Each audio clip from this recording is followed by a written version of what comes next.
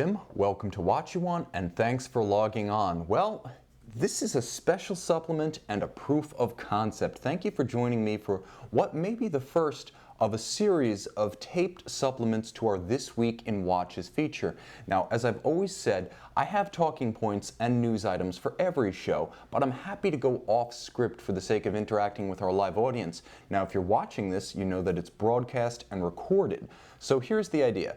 I will do a This Week in Watches recorded segment from here on so that you can get all of your bullet points and news items in one concise dose and then interact on Friday evening with me, effectively creating a second mailbag feature to increase the amount of interaction that we get, because that is always the best part of these broadcasts. I love answering questions and fielding comments from the live audience. So henceforth, we're still going to try to wrap the week a little bit on Friday afternoon, but I'm going to tape This Week in Watches and just do a second mailbag Friday evening. If that sounds good to you, sound off in the comments below this video. Now, I want to welcome our global audience as ever, live or recorded. You guys are the best in the world, and you're the reason I have the ultimate job. I also want to shout out, for those of you in the South Florida area, this coming weekend, we're doing Supercar Saturday at Lamborghini of Broward from 10 a.m., and that's going to feature principally Lamborghinis, Ferraris, and exotics, but also a few vintage. And then the next day at the Diplomat Golf Club and Resort in Hallandale Beach, we're going to be doing the Festival of Speed, which is going to be not a little bit of everything, a lot. So join us for those two events. If you're into wheels, you're into watches of both persuasions, you're going to love it. Call in to our website, whatyouwant.com, or email us for details. Now, jumping forward, tomorrow we're going to be doing a special for the election. Nonpartisan, of course, and regardless of who triumphs in the election, you guys win, because we're giving away a watch winder, and a good one at that. So get ready to join us for tomorrow's Election Day special. That is going to broadcast at 5 p.m. U.S. Eastern Time. Now, jumping straight into the news. Here's the thing. There was quite a bit in the last week, and I'm leading off with double trouble at Richemont. Yes, the super major founded by Johann Rupert is eliminating its second CEO. So the company used to have, as an umbrella firm, the chairman, Johann Rupert, and then two CEOs overseeing the entire family of luxury goods companies. Now, the first of these CEOs was actually eliminated earlier in the year, in March. The second, Richard Lapout, will depart next March. Now, Bernard Fornas, the first of the CEO departures, left this March. So in the space of 12 months, we're going to see two CEOs depart Richemont, and Johann Rupert, the scion of the founding family of what was originally the Rothmans Group, which became the Vendôme Group, which became Richemont, he's going to be acting as the direct report for the individual Maison CEOs now. So a more direct hand in corporate governance. This comes even as CFO Gary Sage will retire next July and be replaced by his current deputy CFO. So quite a bit of upheaval. Also worth noting, a couple of new board nominees are being mooted for Richemont's next corporate convention, such that Nicholas Boss, currently CEO of Van Cleef & Arpels, is being nominated for the board. George Kern, longtime CEO of IWC, is being nominated for the board. And Jerome Lambert, formerly of Jaeger-LeCoultre, now CEO of Montblanc, is being nominated for the board. So we're seeing successful CEOs from the watch maison move into positions of seniority within Richemont, even as the traditional corporate CEOs are being pushed out. Now, I mentioned double trouble within Richemont, and this comes in the form of a profit warning. Now, Richemont's fiscal year doesn't work quite the way the calendar does. So for the first half of the year, ending September 30th, that is 6 months ending this past September 30th, Richemont has issued a profit warning indicating a 51% slip in profits. Operating profits will drop by 43%. Sales work a little bit differently. Profits run ahead of sales, which have declined by 13%. Now, it's important to note that there have been several factors that have played into this, but that it's by no means unique in the luxury space right now. We've seen indirect indications via reduction in the work that independent Rolex service centers can do. Rolex has been sucking in service jobs from its independent retailers and service centers to find supplementary income. We've seen profit warnings from Swatch, which unlike Rolex is publicly held, to the effect that profits may be down up to 60% for the first half this year and perhaps the same in the second half. We've also seen a tremendous amount of word of mouth to the effect that companies are scaling back their ambitions in the watch space, and it's been rumored that Cartier, often called the red fire engine and the profit driver of Richemont above and beyond all the rest, is going to be cutting down its watch offerings.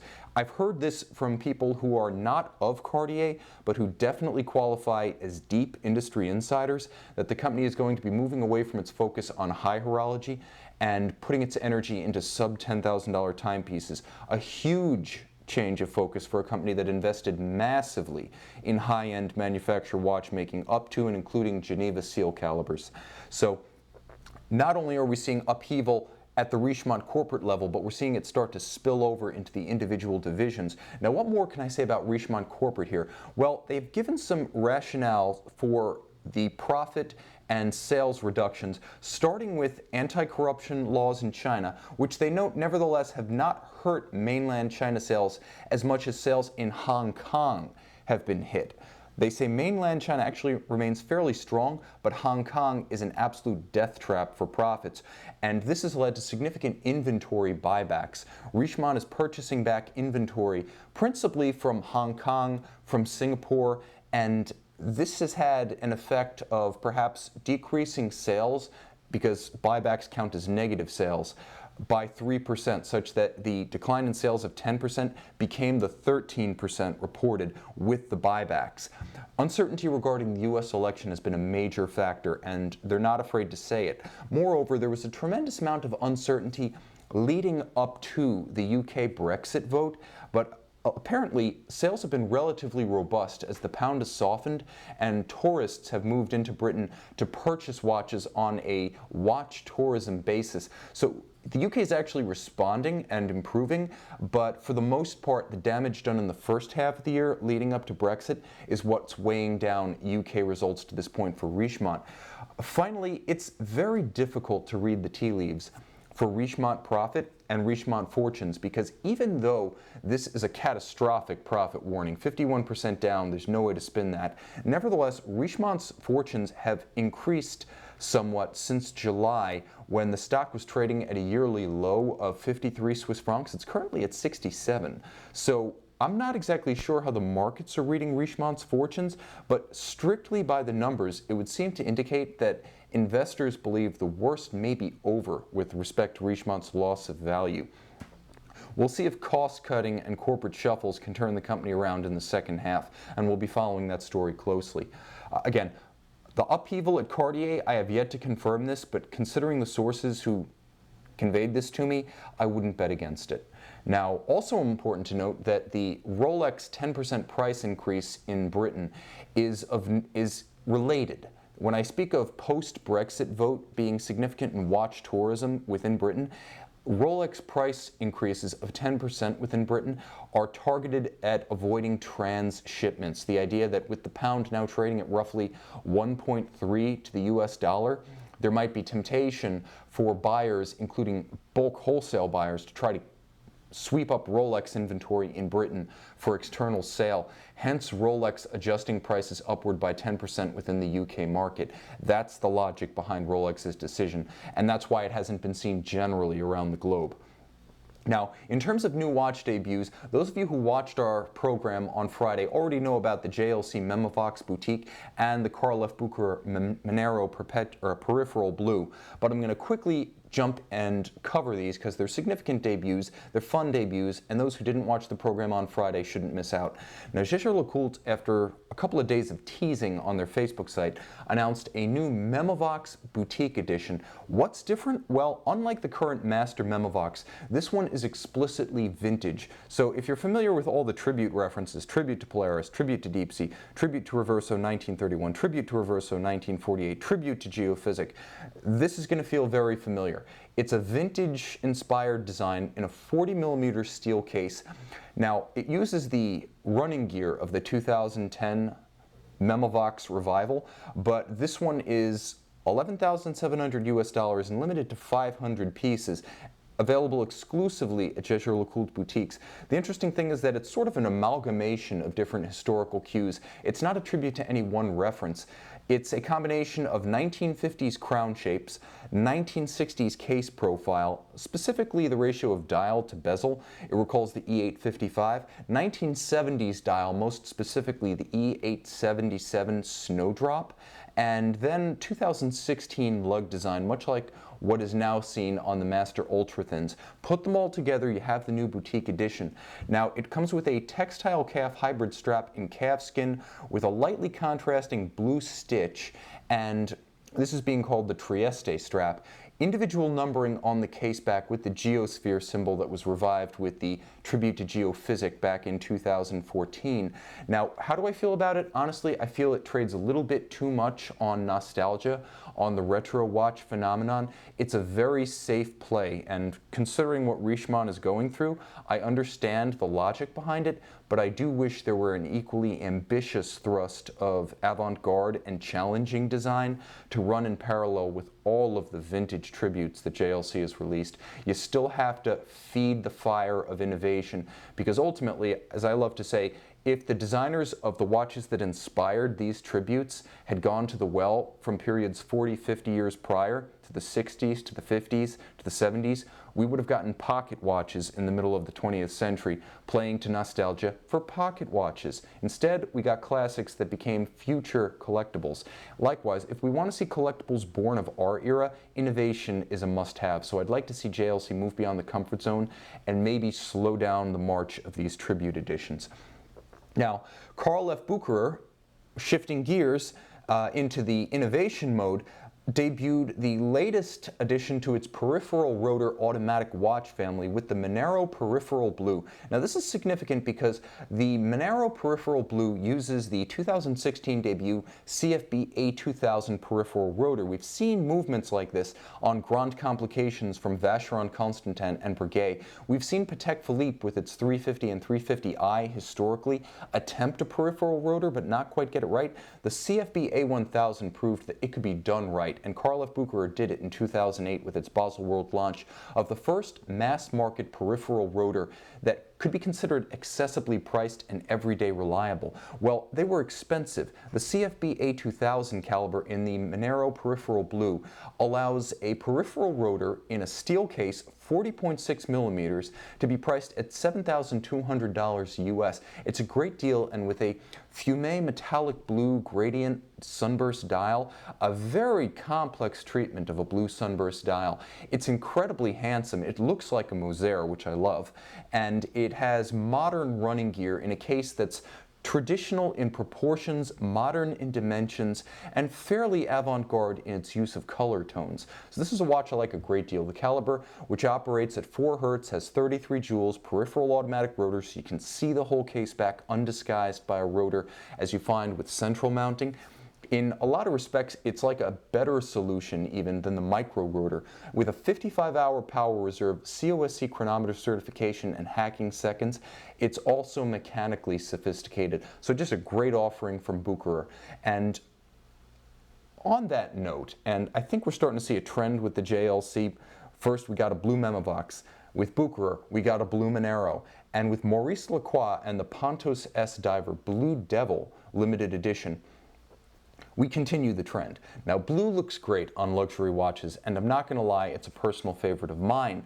I should also mention that we just happen to have the U.S. Maurice Lacroix representative stop in our company today to pay us a visit and say hi, and he was wearing serial number 1 of this limited edition, and it was absolutely spectacular, I have to say. The watch channels a little bit of the super compressor aesthetic, the 60s dive watches that were built by Longines and Bulova and Jaeger-LeCoultre and even Vulcain with the nautical. So that super compressor, internal rotating bezel look with 2 crowns is what's being channeled here, but in a modern size of 43 millimeters in stainless steel with blue principally, and yellow highlights with a steel case. It's named after the southern blue devil fish. It's a refreshingly accessible piece, tangible sense of joy and lighthearted fun. This watch retails for $2,950 US, 600-meter depth rating, a helium release valve, a spectacular 3 bracelet and strap options ship with the watch, including a very substantial, fully milled out, all solid link, adjustable, extensible clasp, diving bracelet, a rubber, natural vulcanized rubber strap, and a leather strap. This is an impressive piece with a lot of content for the money.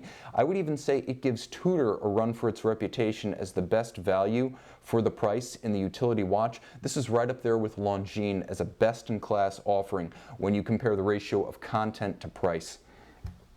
Also important to note, the watch features a relatively slim caliber that keeps the case reasonable, such that if you put it on a more perhaps sober companion like the bracelet or maybe a black strap, you could absolutely wear this with formal attire.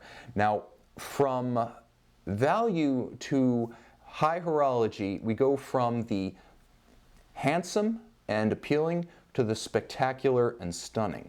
Armstrong giving FP Journe a run with its new mirrored force resonance. Now, this is an interesting offering because it's only the second watch with a dual escapement or a multi-escapement and a multi-balance to explicitly claim the resonance effect. Now, there are other watches that have multiple balance wheels. We've seen them from Roger Dubuis with the Couture. We've seen them with MB&F with the Legacy machines, but none of those explicitly claimed a resonance effect, and indeed the balances were too far apart for the effect to take effect. So what we're getting here is a different take than what FP Journe offered. Now, of course, the Chronomètre Resonance has been a Journe signature. He even did an edition, the very first, of the Harry Winston Opus series. That was a resonance from FP Journe. But what's different here is that Armstrong is using a watch that has a clutch coupling. What they call it is a resonance clutch spring that actually joins the stud holder of the hairspring of each balance wheel to try to maximize the interaction of the two escapements and balances to transfer energy. It takes about 10 minutes for the resonance force to take effect, and it's worth noting that if you wanted to discuss the differences, this is bigger than the Journe. It doesn't feature a visible power reserve indicator like the Journe does. It has a slightly longer power reserve, 8 hours longer, 48 versus the 40 of the Journe. Also, the Journe is a true dual time, able to run each of its escapements with coupling to a different dial, and this is a single time. But unlike the Journe, this one features a unique zero reset function such that when the balances and escapements are fully synced by the resonance effect, you can then automatically reset each of the independent seconds displays so that they run in sync. It's a handsome and innovative take on something that really no one else is doing. Now, initially it's going to be a limited edition. It's the ARF 15 caliber in-house 50 pieces to start out with, and it's unique because it uses a beat rate that's generally associated with the more evolved versions of the Omega coaxials, like the 8500 and the 2500 after the Charlie upgrade. So 25,200 vibrations per hour. This is a watch that's interesting to look at, technically interesting, still pricey at 67,000 Swiss francs, but again, you're competing with FP Journe in the high horology realm, and therefore the price is very competitive. The aesthetic is different. I will say this stands on its own. FP Journe didn't invent the resonance effect. That was Antide Hanvier hundreds of years ago. So everyone has equal access to the concept, and with a very unique aesthetic and functional take on it. Armstrong, led by Claude Greisler, lead engineer, and Serge Michel, owner, have really made a viable contribution to the art, the science, and a competitive entry in this class. Now, we close with high horology, but sort of a measured attempt at high horology. This is Harry Winston, as you probably haven't seen them before, with the Project Z series. Launched in 2004, it was originally the brainchild of Max Busser when he was working for and running Harry Winston rare timepieces, and Emmanuel Geit, who's best known for designing the 1993 Royal Oak Offshore and the 1995 Millenary for Audemars Piguet. Well, he spawned the essential aesthetic of the Z series, which started off with a bang. triple retrograde chronographs based on Frédéric Piguet calibers, immensely complicated from the base movements. The Eccentre tourbillon, designed by Peter Speakmarin, collaborations with engineers and independent watchmakers who helped to craft complications that, if not exclusive to the Z series, were nevertheless executed at the highest level. Watches like the dual time alarm with its caliber from Chronode are also one of the contributors, with Jean-Francois Mohan, their principal, to the Opus series. So the Z series started very ambitious. With the Z10 now, we see the 10th edition in the line. At $22,000 US, it's not necessarily the most technically ambitious. Now, it preserves the essential qualities of the Project Z: 100-meter water resistance, most of the design language in terms of lug shape, case shape, open dials, and the arch motif that Geit penned back in 2004. And like the original Project Z, which attributed its arch theme to the design of Harry Winston's New York headquarters shop, this one emulates the girders of the New York Manhattan Bridge. So aesthetically there's a tie to the original, but it's a very minimally modified Frédéric Piguet caliber. We've come a long way from the triple retrograde chronograph here. So it's a day date with twin retrogrades, and again, $22,100 isn't cheap US, but it feels like MB&F's HM10 from last year, just a step back from the brand's previous market stratum. So while it's a handsome watch, and I'm sure the owners will be happy, we're talking about a price point and a level of relative mechanical simplicity where we haven't seen the Project Z play in the past. And I can't help but feel that this is something of a watch for our time. For a period of limbo and economic uncertainty, Harry Winston is hedging a bit with a watch that it hopes will be sufficiently accessible, and with 300 pieces available, sufficiently profitable that the company can continue the Opus series, which it did this year, but also find maybe traction as the market recovers. This is a relatively simple, I don't want to say unambitious, but maybe not enthralling entry in the Project Z series. And the watch's principal hook is its skeletonized dial with those Manhattan Bridge cues, effective use of Geit's 2004 fundamental design languages. We've seen these moves before in the Z series, and I can't help but feel that this is a bit of a holding pattern for what I can only hope will be a more ambitious 2017 model year. Well, just remember, tomorrow we have our election special. This coming weekend, Festival of Speed and Supercar Saturdays. If you're in South Florida, give us a call. We'll give you directions and times, watches and wheels at the same time.